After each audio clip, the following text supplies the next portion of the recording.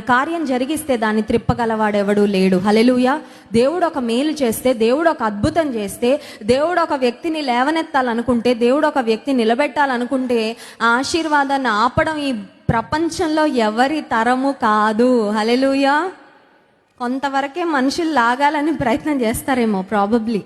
కొన్నిసార్లు చూడండి, మనం జీవితంలో పైకి వెళ్తున్నప్పుడు, ఉన్నతమైన స్థితికి వెళ్తున్నప్పుడు మన పరిస్థితి ఎలా అనిపిస్తుందంటే, ఏదో ఇప్పుడే కొంచెం ఎదుగుతున్నానంటే ఈ చుట్టూ ఏడ్చే వాళ్ళు ఎక్కువైపోయారే, అయ్యో ఇప్పుడే మంచి రోజులు వస్తున్నాయంటే మళ్ళీ నన్ను కిందకి లాగాలని ప్రయత్నం చేసేవాళ్ళు ఎక్కువైపోయారే, లేనిపోని నిందలు నా మీద మోపేవారు, అవమానకరంగా మాట్లాడేవారని కొన్నిసార్లు బాధ వేస్తూ ఉంటుంది.